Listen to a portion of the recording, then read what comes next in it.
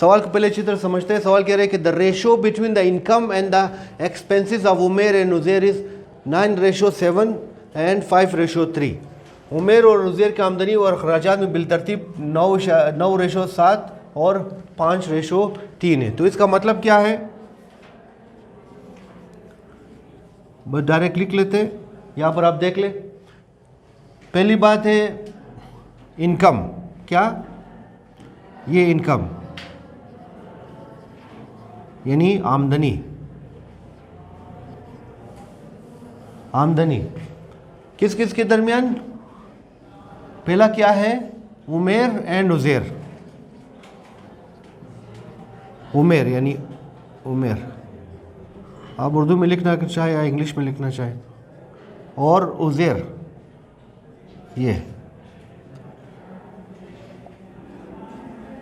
ये इन दोनों के इनकम यानी आमदनी में क्या रेशो है? 9:7, यानी इसका 9 है, इसका क्या है? 7, ठीक है। और इनके अखराजात में एक्सपेंसेस, इंग्लिश में एक्सपेंसेस अखराजात को कहते हैं, एक्सपेंसेस अखराजात, इनके अखराजात के दरमियान क्या रेशो दिया गया है? अगेन उमेर को पहले लिखेंगे यानी उमेर, फिर रेशो उज़ैर, उज़ैर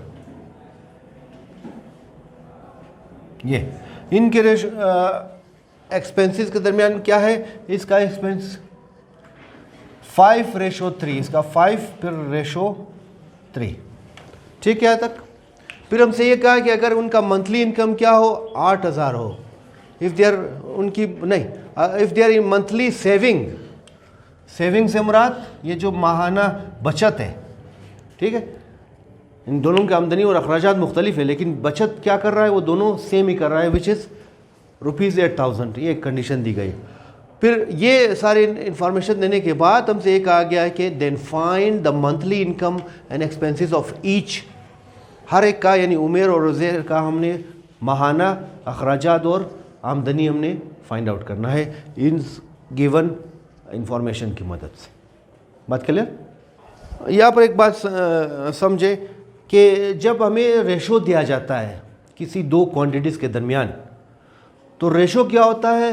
वो एक दूसरे के दरमियान वो सिंपलेस्ट फॉर्म में होता है, यानी उनमें कोई कॉमन फैक्टर्स नहीं होता, ठीक है।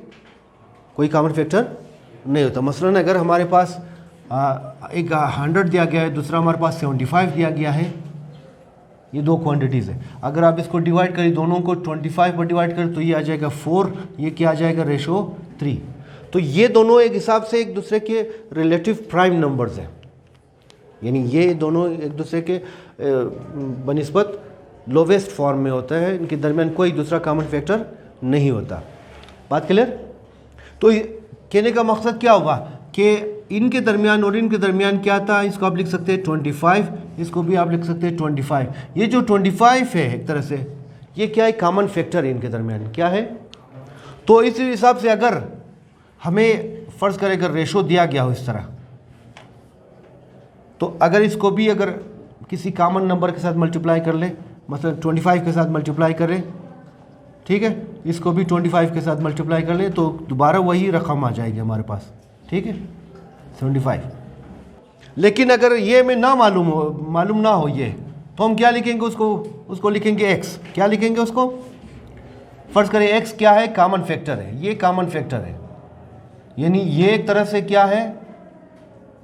वी डोंट नो कि क्या है, लेकिन हमें पता है कि इनके दरमियान चूंकि ये रेशो है, चूंकि ये क्या है? ये रेशो दिया गया है, तो इसका मतलब है कन्फर्म इनके दरमियान कई कॉमन रेशो, कॉमन फैक्टर ज़रूर है, जो मुश्तरक जुज़्व ज़रबी ज़रूर है। उसको हमने क्या नाम दिया? x। तो इसको अभी अगर आप एग्जैक्ट नंबर उसी x के साथ मल्टीप्लाई करें, इसको भी एक एग्जैक्ट नंबर उसी x के साथ मल्टीप्लाई करें कॉमन फैक्टर के साथ, तो हमारे पास एक्चुअल नंबर आ जाएगी। ये एक्चुअल नंबर है, ये इस तरह एक्चुअल नंबर आ जाएगा दोनों का, ठीक है। बात समझ गए? अब इसको आप देख लें, मसलन हमें आमदनी और जो इनकम है इसको मैंने मालूम करना है, ठीक। ये इनकम के दरमियान रेशो है उमेर और उज़ैर का, तो इसका मतलब यहाँ पर कोई ना कोई फैक्टर्स होगा। क्या होगा? फैक्टर्स होगा। उस फैक्टर जिस तरह यहाँ पर क्या था 25 था, तो यहाँ पर भी कुछ ना कुछ होगा। ठीक है, जिसको सिंप्लीफाई करके ये दिया गया है। उस कॉमन फैक्टर को हम क्या नाम देंगे? हम यहाँ पर उसको हम नाम देंगे x। क्या नाम देंगे? हाँ, ये लेट ये क्या हो, क्या है? x common, B common factor.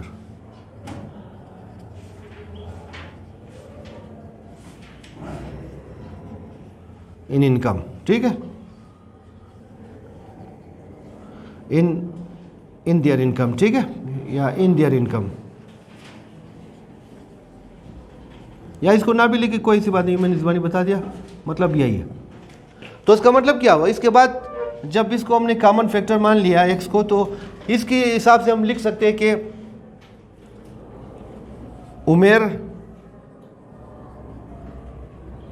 उमेर्स यहाँ पर इस एपोस्ट्रोफी लगा, उमेर्स इनकम, उर्दू में लिखना चाहे तो लिख सकते हैं कि उमेर की आमदनी। ठीक है, उमेर की आमदनी क्या होगी? उमेर की आमदनी होगी, इसको x के साथ मल्टीप्लाई कर लो तो ये क्या आ जाएगा? 9x। ये वो एक्चुअल इनकम है जिसमें से कॉमन फैक्टर x को काट के ये रेशो दिया गया है। बात समझ गए? इसी तरह इसका क्या होगा? उज़ैर इनकम का क्या होगा? उज़ैर इनकम,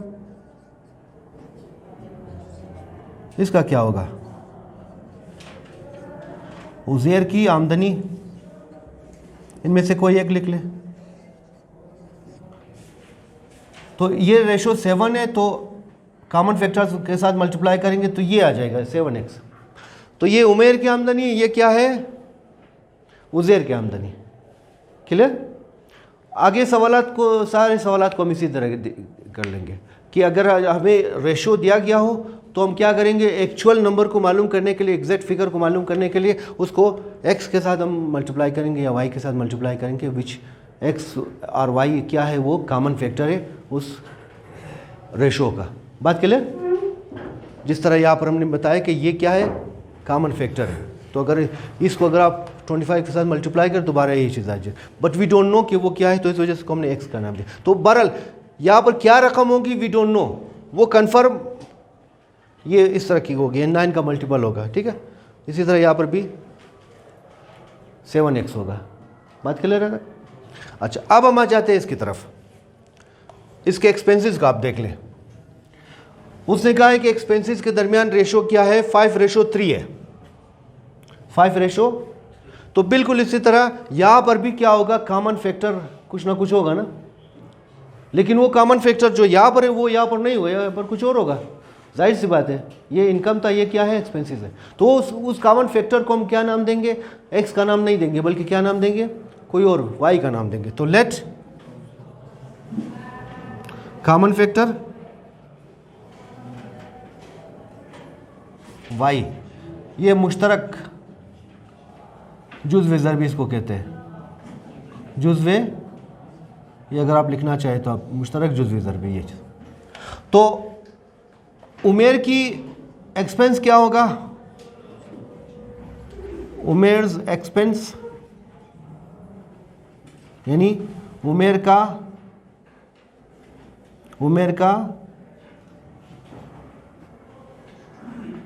के अखराजात लिख ले। क्या के अखराजात? चलो, उमेर के अखराजात, ये क्या होगा?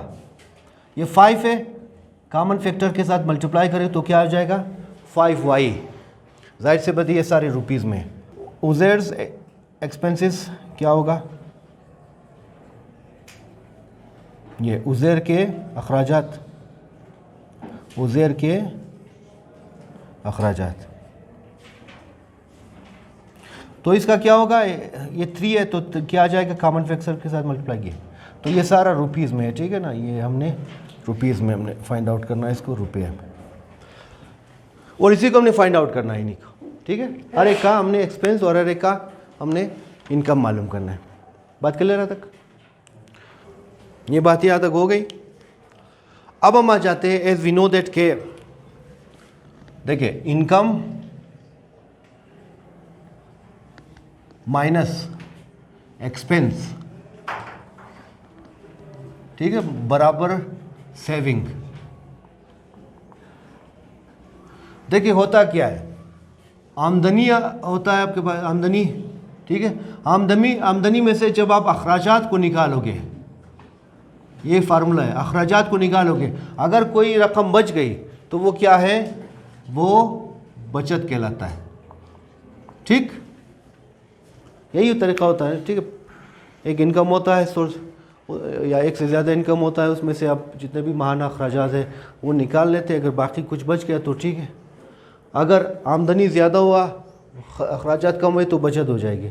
अगर आमदनी कम हो अखराजात ज़्यादा हो तो जाहिर सी बात है आपका महीना क्या लॉस में चला जाएगा ना, आप कर्ज़ों पर आएंगे। जी, अब इस फार्मूले के मुताबिक हम इन दोनों का उमेर और उज़ैर का निकालेंगे। तो पहला है उमेर, ये मैं साइड में लिख लेता हूँ, उमेर का। अब उमेर का आप देख ले क्या है, इसका आमदनी क्या है 9x है, इसके अखराजात क्या है 5y है। तो क्या आ गया हमारे पास 9x माइनस 5y बराबर है कितना, इसका सेविंग कितना 8000, ये दोनों 8000 वो कर रहा है बचत। और उसके बाद उज़ैर की बारी है, उज़ैर। अब उज़ैर का आप देख ले ये क्या कर रहा है, इसकी आमदनी और वो क्या है, ये देखें उज़ैर का आमदनी क्या है 7x, कितना है और इसका एक्सपेंस क्या है 3y। तो इस फार्मूले के मुताबिक 7x यानी आमदनी माइनस एक्सपेंसेस बराबर ये भी क्या कितना का वो कर रहा है सेव, दोनों 8,000 ईच सेव कर रहा है। आमदनी मुख्तलिफ है, एक्सपेंस मुख्तलिफ है, सेविंग सेम है, ये कंडीशन दी गई। क्लियर तक। अब देखिए दो इक्वेशन बन गए जिसमें दो वेरिएबल इन्वॉल्व, ये पहला, ये क्या है दूसरा। ठीक है, जाहिर सी बात है दो इक्वेशन है, दो वेरिएबल, बिल्कुल आसानी से हम उसको निकाल सकते हैं। तो यहाँ पर हम क्या करेंगे, कंपैरिजन मेथड हम इस्तेमाल करेंगे कि जिसमें जो कोफिशिएंट है किसी वेरिएबल का उसको हम बराबर कर लेंगे। अब देखिए इसका कोफिशिएंट है 5 है, इसका कोफिशिएंट क्या है 3 है। तो 5 और 3 का एलसीएम क्या है आ जाएगा 15। तो इसको भी हमने 15 बनाना है, इसको भी हमने क्या करना है 15 बनाना। तो क्या करेंगे, इसके कोफिशिएंट के साथ इसको मल्टीप्लाई कर ले, 5 के साथ इसको मल्टीप्लाई कर ले, फिर इसमें से इसको माइनस कर ले। बात कर ले, इतना काम है। तो क्या करेंगे, इक्वेशन नंबर 1 को आप मल्टीप्लाई करेंगे 3 के साथ, यानी 3 मल्टीप्लाई बाय इक्वेशन नंबर 1, ये मल्टीप्लाई करें इसको सबको थ्रू आउट। इसको 3 के साथ मल्टीप्लाई करें कितना आ जाएगा 27x। इसको मल्टीप्लाई करें 15y, कैलकुलेटर ज़रा निकालिए, इसको मल्टीप्लाई कर ले, ये आ जाएगा 24,000। क्या ख्याल है। अब माइनस, ये सेम साइन इस वजह से माइनस कर रहे हैं। 5 के साथ ये जो कोफिशिएंट y का, इसको इसके साथ मल्टीप्लाई करें इक्वेशन नंबर 2 को। ये पहले इक्वेशन के y के कोफिशिएंट के साथ दूसरे इक्वेशन का मल्टीप्लाई करके माइनस करना जी। तो क्या आ जाएगा, इसको मल्टीप्लाई कर ले, कितना होगा 5 के साथ, ये 35 आ गया, कितना आ गया 35x। इसको मल्टीप्लाई कर ले, ये 15y, ठीक है। इसको मल्टीप्लाई करें 5 के साथ, ये कितना आ जाएगा हमारे पास 40,000, यही चीज़ आ गई। ठीक है, अब चूंकि माइनस करना है तो ये जो ये दूसरी रकम है इसके साइन को हमने चेंज करना ही है। अब 35 में से 27 गया, कितना आ जाएगा 15 में से 7 गया 8, ये 8x। ये चूंकि बड़ी रकम के साथ माइनस तो ये माइनस, बिल्कुल सही। यहाँ पर 40 में से 24 निकाले, कितना बचेगा, चलो बिल्कुल 16,000, ये बच गया। x किसके बराबर होगा 16, ये माइनस माइनस के साथ कैंसिल, ये 2 एकम 2, तो कितना आ गया हमारे पास 2000, कितना 2000। ठीक, x की वैल्यू आ गई, कॉमन फैक्टर इनके इनकम का। अब उसके बाद हमने क्या मालूम करना है y को, तो सिंपल आपने इसको पुट करना है किसी एक में से। कहाँ पर पुट कर ले, यहाँ पर पुट कर ले, पुट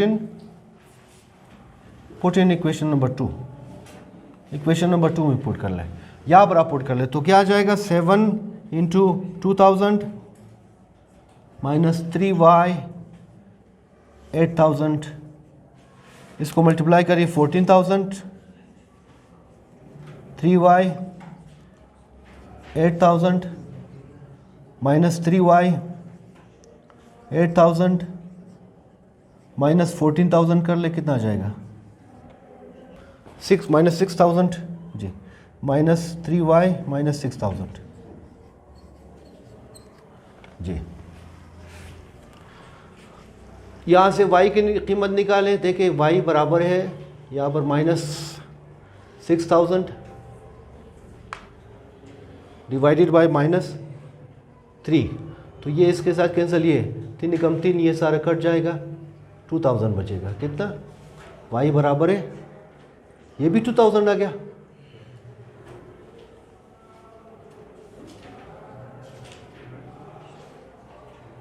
बस समझ में आ रही? अच्छा, ये इसमें आप देख ले, x क्या था? कॉमन फैक्टर था उनके इनकम का, और y क्या है? कॉमन फैक्टर उनके एक्सपेंसेस का। अब कोइंसिडेंटली ये दोनों जो कॉमन फैक्टर है दोनों का सेम आए, ज़रूरी नहीं कि दोनों का सेम आता हो। ठीक है, बात क्लियर? अब हम इस काबिल है कि इनके इनकम मालूम करें और एक्सपेंसेस मालूम करें। देखें, अब आप यहाँ पर आ जाते हैं। पहला हम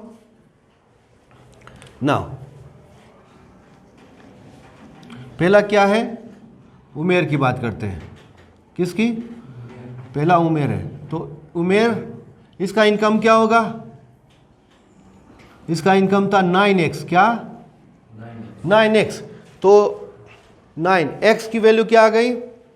अब 9 मल्टीप्लाई बाई 2000, ये कितना आ जाएगा? रुपीज़ कितना? 18,000। यही चीज़ आ गई, ये आ गई। और इसका एक्सपेंसेस क्या है? यानी अखराजात, ये आमदनी, ये अखराजात। ठीक है,